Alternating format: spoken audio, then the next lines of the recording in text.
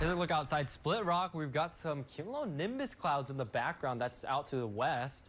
And those are where the current thunderstorms are forming off towards the land. And those will continue to move east here through the region today. And so let's take a look at our current conditions across the area. We're looking at low 50s to perhaps some 40s as you get further out to the east in Grand Marais as well as Ironwood. But as you go towards the west, we see more clouds and thus more warming from last night, meaning our temperature is a little bit warmer into the 60s here in the Twin Ports as well as down towards Grand Rapids. And that's also where we're seeing the rain, and we're going to be expecting a couple rounds of rain here, one during the morning hours between 7 and about 11 o'clock, and then one during the evening between 5 and 9 o'clock.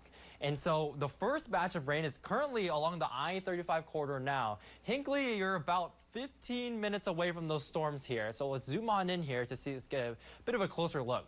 So if you're in Holyoke or Moose Lake or Sandstone, you're basically in that line of thunderstorms, and that'll continue to move towards the east and south here towards Dairyland and Swiss in about the next hour. But these storms are beginning to decrease in intensity and basically weaken, meaning we're not seeing as much lightning.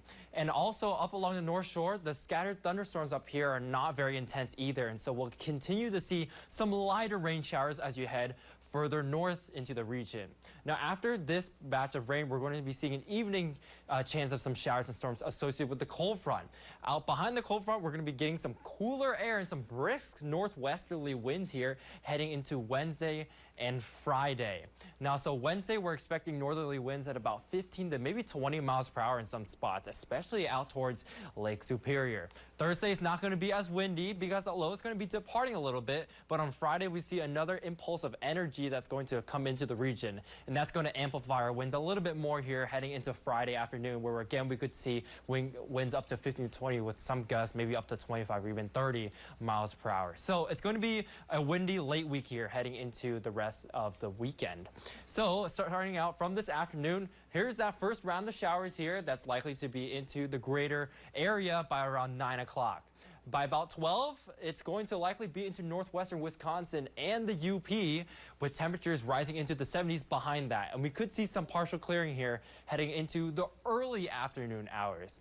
Now, as the kids begin to get out, we could be dodging a few scattered showers and storms, and those will become more numerous and organized as we head through the evening hours by around 5, which is when we can begin to see this line of showers here and perhaps some storms through the evening hours. And that'll eventually form into likely a line here heading into the 8 o'clock hour, moving into northwestern Wisconsin and the UP by around 12 o'clock. And so these storms are not likely to be severe, just some heavy rain and perhaps a little bit of gusty wind.